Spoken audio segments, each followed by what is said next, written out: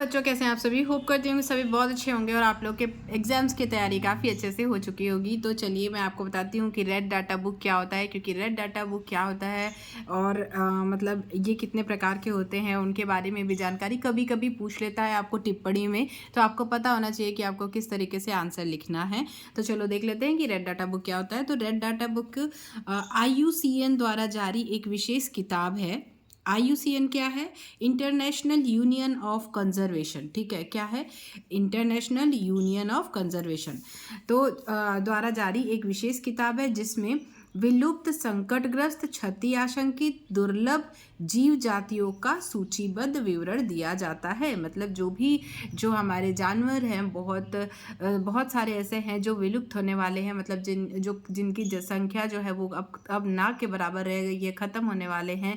तो इस तरीके के कुछ पौधे भी हैं, कुछ जातियां भी हैं, कुछ जीव हैं जो भी मतलब इस लाइन पे हैं, मतलब विलुप्त होने, संकटग्रस्त या क्षति आशंकित दुर्लभ जीव जातियों की जीव जातियां हैं, उनका सूचीबद्ध विवरण दिया जाता है। किसमें? इस बुक में, रेड डाटा बुक में, कि भाई इन लोगों को अब बचाना है। ठीक है, तो रेड डाटा बुक रंगीन सूचना पत्रक का उपयोग करती है। तो 3 रंग उसमें डिसाइड होते हैं, 3 रंग होते हैं। उन प्रजातियों की सूची को चित्रित करने के लिए रंगों का भी उपयोग करते हैं जिन पर दूसरों द्वारा हमला किया जाता है। मतलब दूसरे जीवों द्वारा जिन पे हमला किया जाता है उनको भी रंगीन, मतलब अलग कलर से किया जाता है ताकि पहचान में आए कि हाँ, इनको सेव करना है। रेड डाटा बुक में जीव जंतुओं का पूरा डाटा रखने के लिए 3 प्रकार के पेज होते हैं। 3 प्रकार के पेज उसमें रहते हैं। तो अब देखते हैं कौन कौन से पेज होते हैं। एक हरा पेज होता है, एक गुलाबी पेज होता है और एक लाल पेज होता है। तो हरा पेज में क्या होता है? इस पेज पर किसी जंतु या पक्षी की ऐसी प्रजातियों का नाम लिखा जाता है जिसको कि फिलहाल कोई खतरा नहीं है। ठीक है, जिनको कोई खतरा नहीं है, ये पूरी तरह सुरक्षित है, वो ग्रीन वाले पेज पे होते हैं।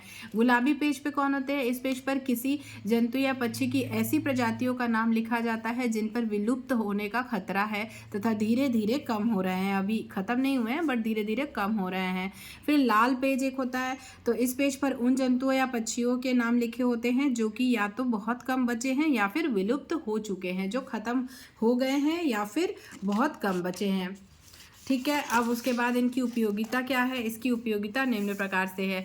ये पुस्तक लुप्त हो रही जीव जातियों की जानकारी देती है। फिर इसमें हमें संकटग्रस्त जातियों के आश्रय स्थल की स्थिति की जानकारी मिलती है। ये हमें वर्तमान में उपलब्ध जीवों की संख्या उपलब्ध कराती है। फिर ये पुस्तक आंकड़ों के माध्यम से लोगों को जीव संरक्षण के लिए प्रेरित करती है।